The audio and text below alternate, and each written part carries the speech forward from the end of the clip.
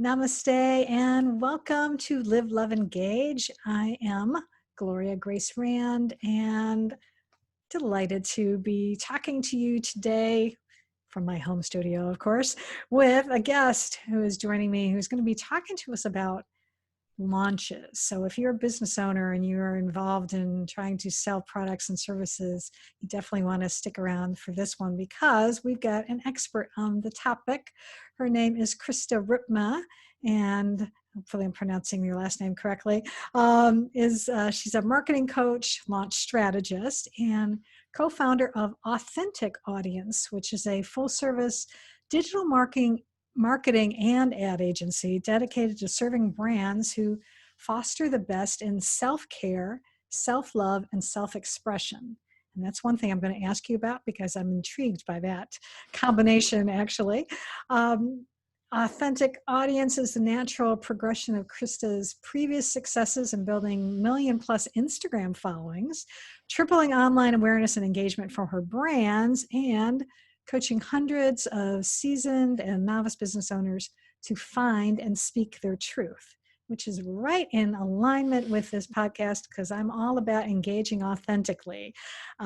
So this is perfect. And she's also been featured in Entrepreneur Magazine and Forbes, and she's also a podcast host. And for those of you watching on YouTube, you can tell because she's got a serious microphone in the frame. So she's the host of the Authentic Audience podcast. So welcome, Krista, to Live, Love, Engage. Thank you. It's so nice to be here. Thanks for having me. Yeah, it's my pleasure, and I am looking forward to, as I said, get to know you a little bit. So first off, though, I want to know, actually, I always like to find out is how do people get started? So how did you get started being a marketing coach and launch strategist? Yeah, it's a big question, but I would say that I got started. To me, marketing is like good storytelling. I like telling stories and connecting with people visually. So when I first graduated from college, I wanted to be a movie producer. So I moved to Hollywood and worked on TV shows and movies and got into development of reading scripts and things like that. And since that, I just sort of I've jumped from there to working with celebrities, to working in PR, to working on brands. And it's just been this really organically evolving journey that I've been on for, I don't know, the last decade or more. And we landed with Authentic Audience about 3 years ago, almost more than that now, with my husband. He's my business partner. And at the time, I was just building people's websites, helping them with their social media, anything to connect with their audience. So any external facing thing that helps you build your relationship with your clients and customers, that's what I was doing. And he saw something in what I was doing and just said, I think we can really do this, and you can stay on creative and I'll help with operations. And that was 3 years ago. So yeah, now we have this ever evolving, as most businesses are and entrepreneurs. Yes. So we do just a lot of digital marketing, all things digital marketing. I host courses and do strategy sessions. I build strategies for people. I build lots of things for people. Yeah. And it's just really fun. I love my clients. I love what I do. I love sales. I love marketing.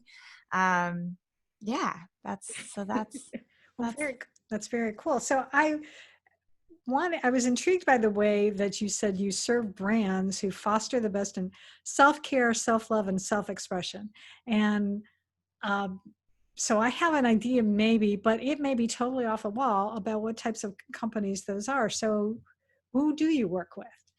So we started out very niche. I have been big into the yoga industry and community. So I started out working for a big yoga teacher and helped her build her brand early on. And from there, was doing that for yoga studios and teachers, retreat centers, teacher trainings. So it started with this idea of the more butts on mat, the better the world. That's how I feel. And so that was like my driving mission. But then I quickly realized that, you can be a purpose-driven business owner in any industry. It's about how you present yourself to the world. It's about how you deliver your message, how transparent you are with your customers. The more you learn about business, the more you realize that there's just these big decisions that have to go in to running a business every day, and you can take the easy way out or not. And so those are the people that I'm looking to connect with. So I'm not really tied down to any particular industry. Our clients are a lot of people that want to launch online courses or programs digitally for their first time, or bring their services online. That's a big thing that's happening in COVID. Right. Everyone wants to come online, which is great because I just think it's such a beautiful way to connect and stay in touch and do business. So yeah, we've definitely expanded, but for me, there needs to be an intention, a need to want to do honest business, present themselves authentically with integrity. And it's more about the person and their why more than anything else now. But we do lots of healers, artists, musicians, of course. Okay. So that was what I suspected, but it was good to hear you say that. And you're right. I think that there are lots of people who are in a variety of industries who are still coming at it from a heart-centered place, that they're really coming out of it from service. They're not just in it for the money. I would rather work with those people who are in it because they want to help people. They want to be of service. So that's awesome. I like that. So let's talk a little bit about, because you mentioned that you've got clients who are wanting to run courses. And of course, that is for anyone who's been in the digital marketing space for any length of time, there are things that are called launches, and that people are, trying to get their, they put a product out there or something, or a course or something, and with the intention of getting it seen and bought by as many people as they can. So what, and having done this a little bit myself, but it's still not to the some scale. There's so much we can get into here, because I think a lot of people sometimes have grandiose ideas, I think, sometimes, of how successful it can be, because there are lots of people who seem to make millions of dollars on launches. What do you define as a successful launch? Let's start there. Yes, that's a good question. So, and just to touch on what you just said for a moment, yes, we see a lot of these really successful launches out there, but what we're not seeing are like the hundreds of thousands of launches that, didn't come to light for whatever reason, and all of the ideas or anticipated launches, or, so many things. Right. So I think that sometimes we think, our first launch is going to be a 6-figure launch, because you hear that all the time, 6-figure launch, 6-figure launch. Well, for me, a successful launch is one happy client. I think that we need to always, if we go back to the beginning or the basics of this, I always say, when anybody's trying to bring something new into the world, get one happy customer. That's the best way to start a business, just making sure this one person is totally taken care of, has incredible success. Now, obviously, we want more than one person. Right. So what I would say is you need to set really clear goals for yourself. At the beginning.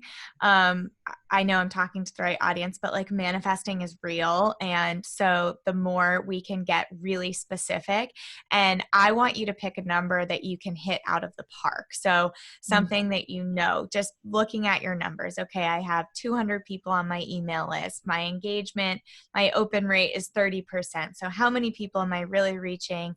What is the, if we're trying to make a 6-figure launch and we don't have an email list yet, or, it's just, there's a disconnect there. So we need to look at the numbers first and see what's really possible. And it's what we could do. And, that's the first step. So setting a realistic goal that you can hit and that you can reach, and create a strategy. That's what I do. We look at the goals, we create them together, and then I build you a strategy to get there and hitting your goals. So a successful launch is laying out realistic goals and hitting them. Absolutely. Yeah. Well, let's go to the other side of it first. Then what would you define as a failed launch then? I mean, obviously, I guess no customers, but is there more to Yes. it than that? Yeah, I think no customers definitely, but I've seen launches that make $100,000 to $200,000, and by the end of the launch, the person is like destroyed, burnt out, Mm. um, so stressed, like sick almost, physically and emotionally, and drained. And that's not a successful launch either. So I think it has to be successful in the sense that you, yes, are making your, ROI is going up. People, you're reaching people, you're engaging people, they like whatever it is that you created. People are having a good experience, but that you're sane through the process. I've known launch strategists who are like doing launches from their hospital bed, like giving birth. I mean, just like My crazy gosh. stories, and it's like, whoa, you know, as much and as important as your product or service is meant to come into the world, equally as important is sleep and rest, and self-care, and being able to do it again and create like a sustainable process for yourself. So I would say mental health. I've seen launches take a big toll on people because we just get so caught up in, and that goes to mindset as well. So when a launch isn't successful, I can tell right off the bat if the mindset is off. So if we're coming from a place of fear, of scarcity, urgency, self-doubt in the product or service, Right. this idea of like, who am I to sell this, or no one's going to buy this from me, and all of those thoughts that definitely come up. We're human, but that plays a huge role. I've seen launches like with great strategies, everything else, and just horrible, horrible mindsets around it, Mm. in it for the wrong reasons, like trying to make $1 million, but not willing to do a sales call, things like that, Right. being too removed from it. Mm. So that's a key thing is mindset. B is like, you need to be involved in your launch. Be willing to take sales calls, personally writing your emails, responding to DMs, personal outreach, that kind of stuff. And when people want to just remove themselves and make this passive, there needs to be intention and energetic involvement. Mm. Um, and then the third thing, when nobody signs up, we really just need to look at the drawing board. That's never happened. Like to me, if I can usually tell before Okay. a launch if like we've got to take another stab at things, Mm-hmm. but if that were to happen, the first thing that I would ask you to do is just find out where the break in the flow is. So anytime we purchase anything, we have awareness, consideration, purchase. So we want to find out, that's our buyer's journey. So where is the break in the flow? Okay, our emails got great open rates, tons of people clicked, they got to the sales page, no one bought. Okay, we got a problem with the sales page. So the other thing that I would suggest to people is beta testing and making sure you like crawl, walk, run so that you can figure out any kinks or breaks in the flow before you scale. Because by the time you scale it, you're pretty much guaranteed, based on your numbers and success and response, if it's going to be successful or not. Mm. Is there a typical launch strategy, or or can it be, have like lots of different flavors, I guess? There's a lot of different launch strategies out there, but we use a very specific method with our launches, and it can be like some as small as a skinny launch, which is just like a couple of emails, like a couple of Facebook ads, like not a lot of spend. So like I call it a skinny launch if it's on like a small budget, to like really big launches where you're warming up your audience for like 3 to 6 months, Mm. spending money collecting new leads, all of this kind of thing. So, but what we like to do and what I recommend doing is a nurture process of some sort. So you always want to start out with something free and valuable Mhm. that your customer that is interested in buying buying whatever it is we're going to sell them eventually would also love this free thing and find value in it. So you want to start by serving that to warm and cold audiences, and then find a way to get them into your community, into your network, so you can nurture them for, I like to say, as long as possible, Mhm. but ideally a month minimum. Mm. where you're sending them emails, videos, value, whatever it is, more information, positioning yourself as the expert, earning that trust and loyalty.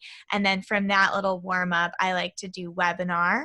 Mhm. So we push people towards a live webinar, a live workshop of some kind, where you end the workshop by announcing the launch. Mhm. So the people in the workshop get first opportunity. Usually you give them a little extra bonus, something for joining right away. And then I love open cart launches, so 1 to 2 weeks. It creates urgency and scarcity, marketing's favorite two words. Yeah. And then you close the cart, and that's the end. And hopefully you've hit your goals. So that's our basic launch. We do warm up to webinar to launch. And Mm. then throughout that, of course, there's a social media strategy, a paid strategy, and a email strategy, and just Mm. a mindset strategy Right. of being engaged and excited and proud during your launch. Yeah, I appreciate that. Yeah, um, it does seem like there's lots of different ways to do it, but I do know the webinar strategy is definitely a good one. And I was offering a workshop a few years ago, and I was so excited when I actually got the sale from, because I only had a few people even show up to the webinar, number one, and to be able to, I actually got someone to buy. I was like, yay. So That's huge. That's huge. And I think the idea of driving people to a webinar is you're not driving them to a sales page, you're driving them to more value. yeah. And if you believe in your service or product like you did, you only needed a few people to show up and you were able to make a sale. So imagine scaling that, knowing, okay, this is a great product. I know my webinar is great. So imagine if I could get 10 times the amount of people on the webinar. Right. That's easier to do from a marketing standpoint than get that amount of people to a sales page. Yeah. So if you can get them to your webinar, then you have the opportunity to make the sale. Right. And usually if it's a product or service that you've created and you're passionate about, who better from Mhm. people to learn from than like you live? They can feel your energy, your Yeah. excitement, your skill set, whatever it Mm. takes. So it's a great way to just connect. And I've had people join webinars like for 2 years, every webinar before they purchase from me. So Mhm. it's a great way to hold space too Oh for people yeah. and like keep that connection going. Yeah, absolutely. Yeah, and email. I mean, because when I work with small business owners, I always talk about the importance of doing an email nurturing. Doing some sort of regular newsletter or something that you're providing stuff. Because yeah, I had a client who um, I was offering to do like a VIP day with her, and she wasn't ready. And she called me like a year later, and she said, "Gloria, I'm finally ready now." So but if I hadn't stayed in touch with her all of that time, she might have just gone to somebody else to get the help she needed. So it's so important to stay in touch with people. Yeah. Um, Yeah. which leads me to, we've kind of talked about what to do, but what are maybe either the top mistake or maybe a couple key mistakes that you see entrepreneurs making when they want to do a launch? Yes. So the biggest mistake is taking somebody straight from awareness to purchase. Mm. So not warming up your audience at all, not telling them anything's coming, and then just immediately like maybe they know who you are, maybe they just found out about you, and then you take them either from an ad or a post straight to sale, asking for the buy right away. I Mm. think that that's a really big mistake. And I see people get really disappointed when that happens. And it's like, well, you didn't I think I like to think of marketing or that consideration phase like dating. Like you didn't Right. get to know them, that you just asked them to move in with you on the first date. Exactly. That's never going to go well. So Mhm. that's a huge mistake. The other mistake I see people making is they'll only post about something one time. So, and get discouraged if they don't see any sales, or they'll think if I post about something too much, I'm going to bother somebody. So, Yeah. that's a huge mistake and misconception. First of all, just with the algorithms alone, if you're using your organic strategy on social media and you post or share, you're going to reach like 5 to 10% of your audience on a good day, which Yeah. means 90% of them doesn't even know you just launched this thing. Yeah. And there's a million reasons why people are going to miss it. So that's really important, to hold space, share, post a lot. The more serious you take your business and your offer, the more serious your audience and people are going to take it. Also that along with that, they say, oh, well, everyone that's following me is like my friends and family. I'm like, great. Your aunt is out to lunch with your dream client right now. Yeah. And you need to stay top of mind. So posting frequently and really being excited to post is a big deal. And a lot of times they're like, oh, I launched and I made 3 sales. I'm like, well, how many times did you post about it? Well, how many times did you share? Who did you personally reach out to? And so, and it's actually statistically that somebody has to see something 7 times before they decide to make a purchase. So, you're just missing out, I think, when you don't post about it and share about it as much as you can. The third thing that I would say is not getting specific enough in their product, or in their service. So you're not going to please everyone. And actually, the more niche and specific you can get with who you're talking to and what pain point you're solving, the better it will do. People try and jam pack so much into one course or one offer when really it should be 3 offers or 3 courses. And when you get too vague, you're not serving anyone. So making sure you're very, very specific, and that's important. Yeah. You said something that I just wanted to point out, because I just thought it was a really important point, that I think some people, and frankly, I've been guilty of this in the past myself, is that you really need to be serious about your business. That's the first step, is when you decide to turn something into a business. Because I work with a lot of people who have turned their passions or hobbies, especially with COVID, bringing it into like an online digital business. And that's great. And I think that that's the best way to do business, is by purpose driven. However, you have a business responsibility now, and that's to sell. And that's to make money for your business. So if you're not making sales, you don't really have a business, right? So we need to shift our mindset a little bit more into this excitement around selling and creating profitable businesses and serving people, delivering them value, authentic connections. That's a nice dance. Yeah, absolutely. Yeah, I've had one of my coaches told me in the past, and and others too, but at a workshop, she was saying that if you don't make the offer, you're actually doing your prospective client a disservice, because you got something that could help them.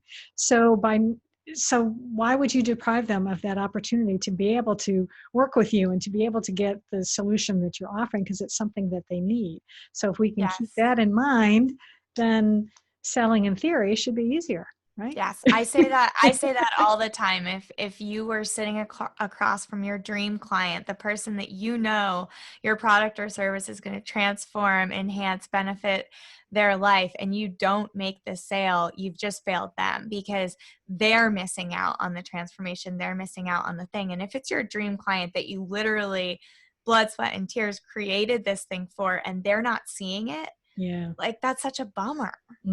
Absolutely. Absolutely.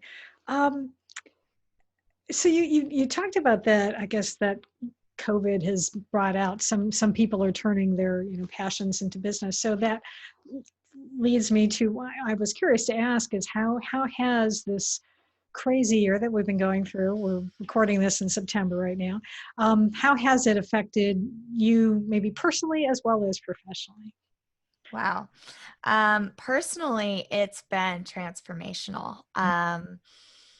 I mean, how deep do we want to go here? Keep us in mind. It's been big. Yeah. There's been a pause. There's been slowing down. There's been a lot of self-reflection and places where I was thinking I was in alignment, but maybe when I got really quiet, I wasn't. Before COVID, we traveled all the time, visiting clients, going to events, speaking, whatever, always traveling. Yeah.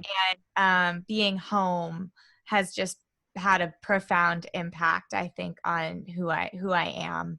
Mm. And I think people have seen a real difference. I'm just go, go, go, go, go. And it's just been this grounded, I'm like taking baths. I never took baths before. As you can see, I have like all these plants. I buy plants now. So I think my priorities have really shifted a lot Mm. internally, Mm-hmm. which has absolutely affected the business. On the business side, so for positively, COVID it's been tough and dark at times, but I do feel it's been a positive transformation overall in my personal world. And of course that reflects my business as well. But we did lose a huge client, brick and mortar yoga chain. Early on, we, lost a couple of clients Yeah. because they're closing, and Right. it allowed us to pivot in a big way, and in a way I was totally afraid to do. And that was step into leading my own courses, leading my own workshops, owning the strategy sessions. I was spending so much time on client work and zero time building our own business, which is typically what happens if you're in a coaching Yeah. role. Yes. And so I've had time because of that to reflect on changes within the business, and we've gone ahead and made them. I've launched courses, and just have taken a lot of new time. We've changed direction with projects. I think just really being willing to pivot. Everything is possible if you're a business owner. Like, you can do anything really, go in any direction. And the more quiet I was able to get during this time, the louder my business got, and really what she needed from me. So I feel aligned. It's been good. But if you had talked to me 3 months ago, that was not the case. Well, yeah, I can imagine. Everything's temporary, let me Yeah. just say, because 3 months ago, if I had told that person that we'd be here and it would be okay, and I have launched the thing and done the thing, and everything's okay, it always gets better. So Mm, absolutely. So what are your plans for 2021? What are you looking to do? that's a Anything great different question. or I don't think same? anybody's asked me that. Yeah. 2021, I would just like to keep going with the business exactly in this new way. I simplified things a lot.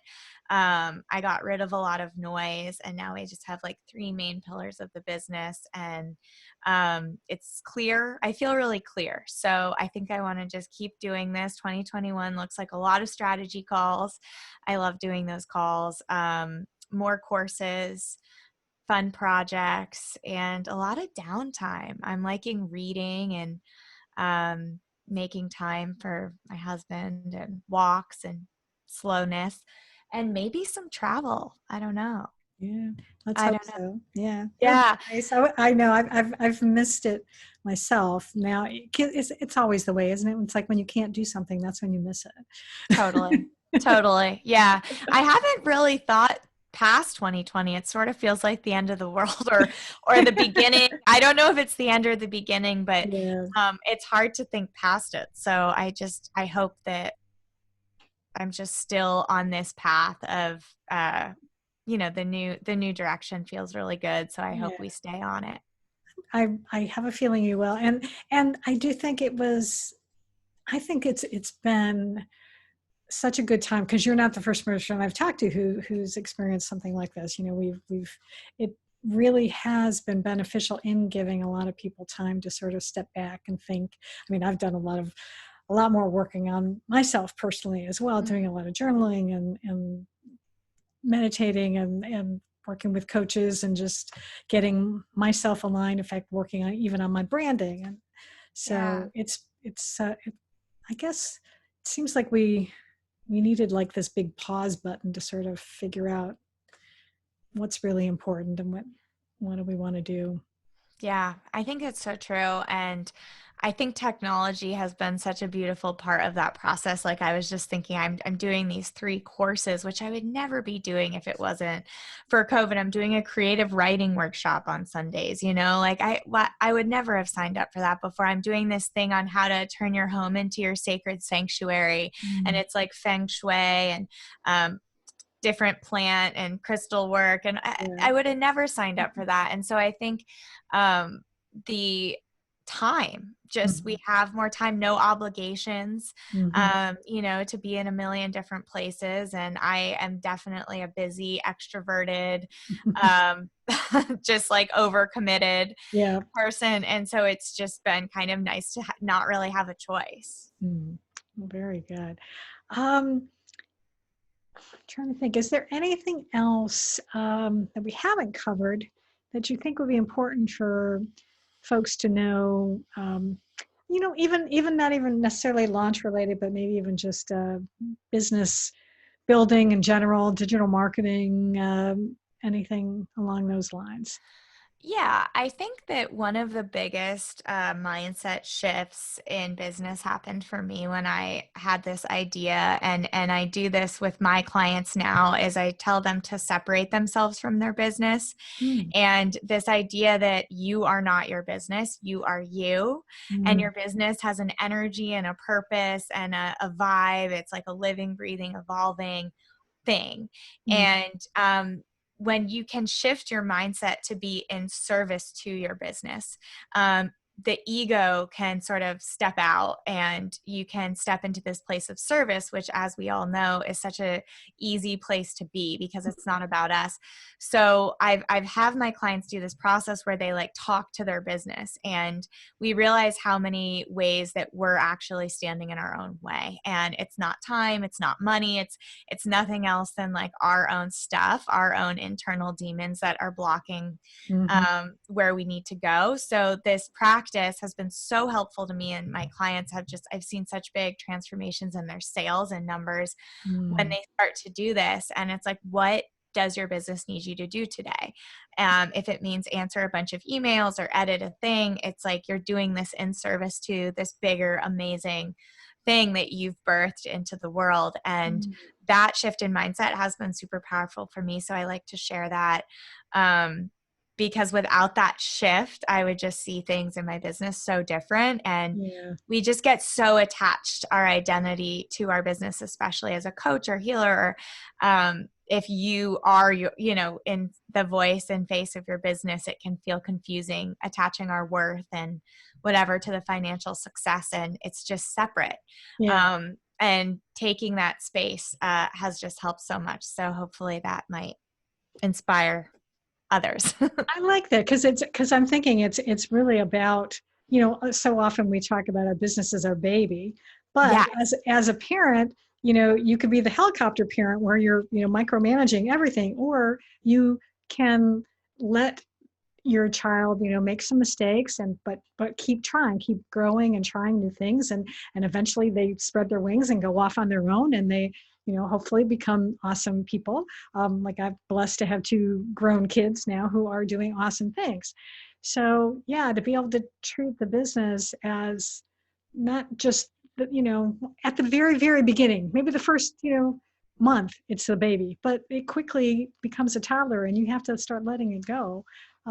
So yeah. I think that's such a cool analogy. I love that that's what you thought of when I shared that, because it's so true. Yeah. And also your business will speak to you. So if you just get quiet and listen or journal, like it's Hmm. so obvious what I should be doing right now and Yeah.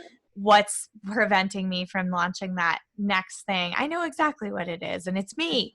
Yeah. So yeah, I think that when it feels in our business paralyzing or overwhelming, Hmm. realizing there are three ways you can just get out of your own way right now, and just let your business guide you is my advice. And yeah. I love that. I think that is very good, and definitely advice I'm going to take to heart, because I know I've been my business's worst enemy a lot of the times. Oh yeah, Uh, we all, but for all yeah. of us, so you're not alone, it's universal. Well, good. If someone wants to find out about all these wonderful courses and things that you've got going on, what is the best way for someone to find you? Yeah, so my website is authenticaudience.co.co.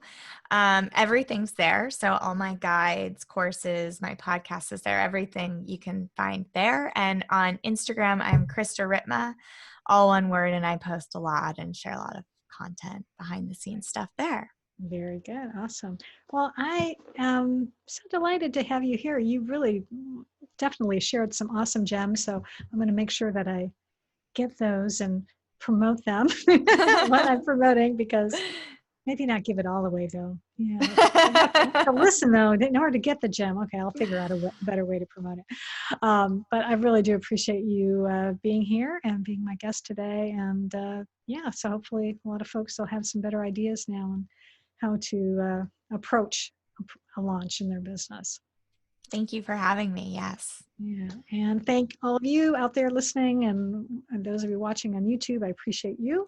And if you have any questions or you want to find other episodes, you can go to liveloveengagepodcast.com, and you'll be able to get all the older episodes there.